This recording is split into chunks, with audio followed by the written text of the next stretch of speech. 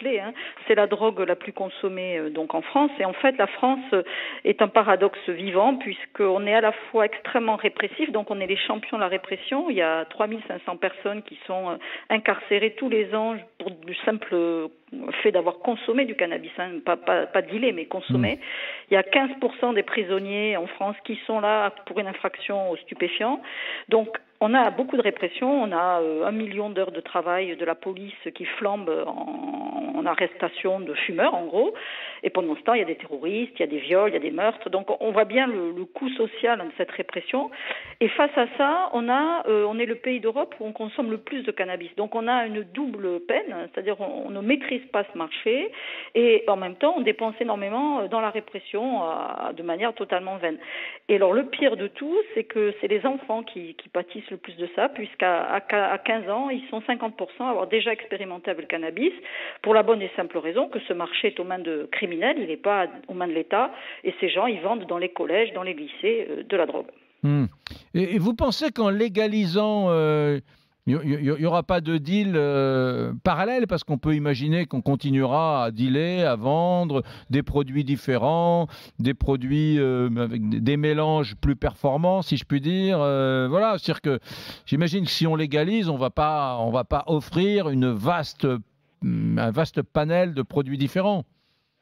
Alors si les pays qui ont légalisé, donc enfin les États en l'occurrence, par exemple le Colorado, qui a légalisé le cannabis non seulement médical mais aussi récréatif, oui, ils ont toute une variété de produits. En plus, on peut taxer et vendre en fonction des teneurs en composants donc de THC, c'est-à-dire la partie qui est hallucinogène.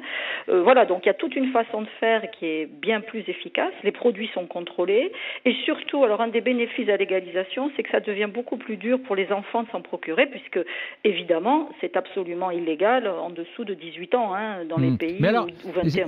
Ça m'intéresse beaucoup, Emmanuelle Auriol, mais oui, ça veut dire que dans ces pays, comme l'État du Colorado aux États-Unis, par exemple, où on a légalisé la consommation, donc c'est pas dépénalisé, ça va plus loin, c'est légalisé, c'est légal. Oui, c'est légalisé. Dans ces États-là, il n'y a plus de marché parallèle de la drogue ? Alors non, le marché parallèle, il prend un peu de temps à se nettoyer. Donc on l'avait déjà vu d'ailleurs au moment de la fin de la prohibition de l'alcool. Ça a pris un peu de temps pour éliminer les bouilleurs de cru et les trafiquants. Mais effectivement, ce qu'il faut faire, c'est les gens, la plupart des gens normaux, qui ont des revenus normaux, préféreront s'approvisionner sur un marché légal. Il n'y a pas de risque pour eux, il n'y a pas de risque d'avoir un casier judiciaire. Les produits sont contrôlés. Donc ça quand même, ça affaiblit bien la demande des dealers.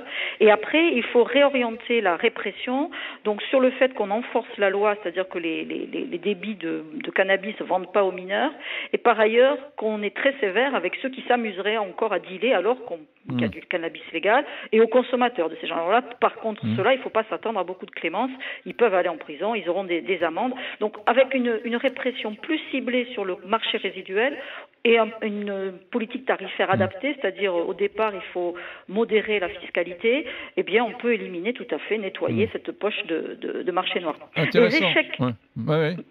Les échecs qu'il y a eu là-dessus, c'est donc des pays, par exemple le Canada, mais aussi l'Uruguay, c'est qu'ils n'avaient pas bien mesuré la demande en fait, et donc quand l'offre légale a été officiellement mise en place, il n'y avait pas assez d'approvisionnement. Donc au Canada, ils sont obligés de rationner.